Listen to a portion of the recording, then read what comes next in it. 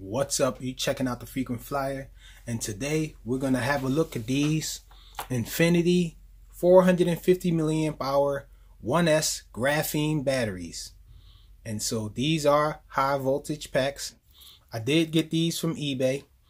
I haven't found them anywhere else but on eBay, and they did come from China, so I'm guessing they should be on Amazon pretty soon.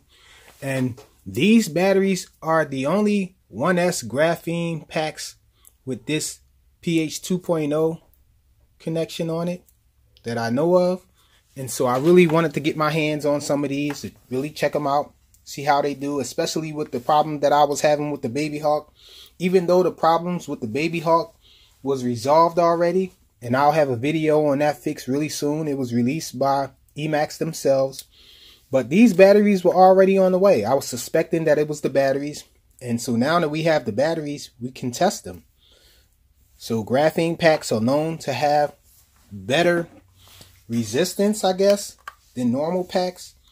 Something's going on with them as far as the resistance, because they really don't sag as much.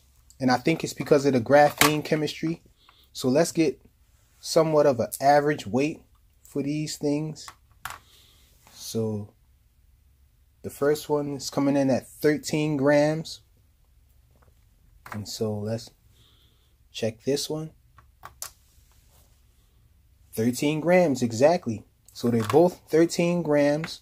And so let's get a comparison and weight to similar batteries. This is a 450 GMB pack. It's 13.4 grams. Graphene packs have a tendency to be lighter than the batteries are the same milliamp hour that are not graphene. So we're checking that. Wow, so this Emax one is only 13 grams exactly. So it's the same.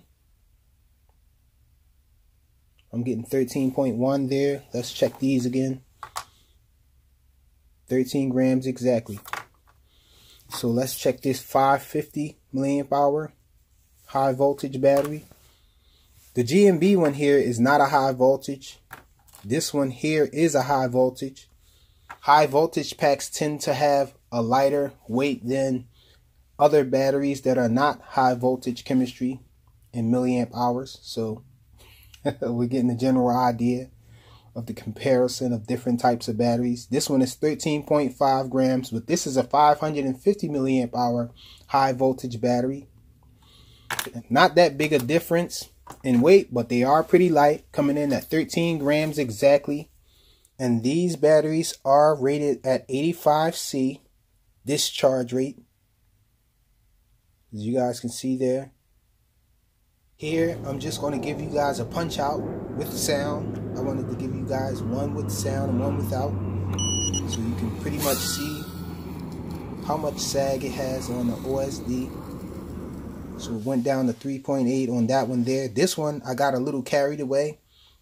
I thought I was flying a 5-inch for a second here.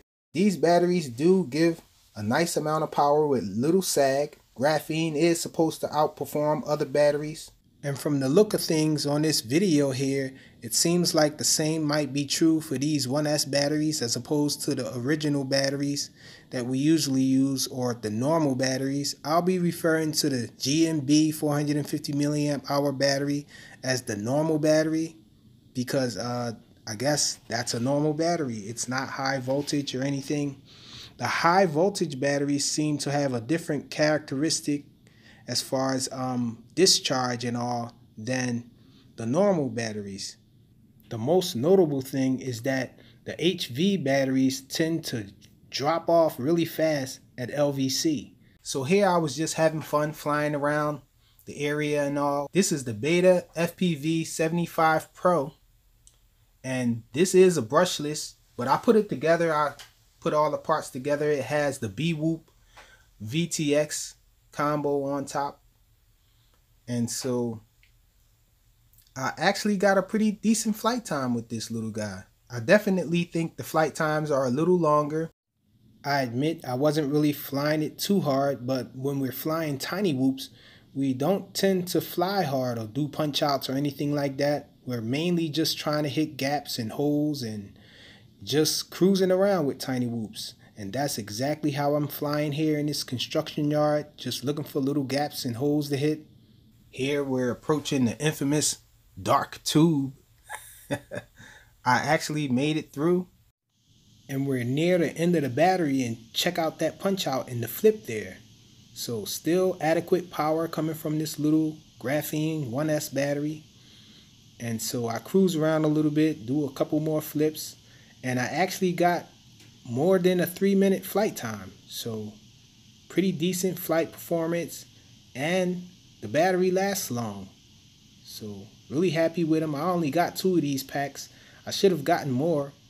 I did ask Amazon seller Crazy Pony Power if they were going to be able to stock these and make them available on Amazon, but I think they had a little problem with that brand name Infinity, so they told me that they weren't going to stock them. So hopefully some other seller will make these available on Amazon. And we're near the end of the flight. The fly minutes are flashing on the bottom there, so we're almost at 3 minutes. So I had my voltage warning alarm set for about 2.9, I think, on this. But I've been getting away with that, doing that with batteries, so I don't see a problem with it. Most people like to stop theirs at 3.2 volts or 3.4 volts. And so I landed a little early. No buzzing from the buzzer I have installed on it. So this is pretty good. An over 3-minute flight time with a 1S 450 milliamp hour graphene pack on brushless motors. The Infinity 450 milliamp hour high voltage 1S graphene pack. Thanks for watching.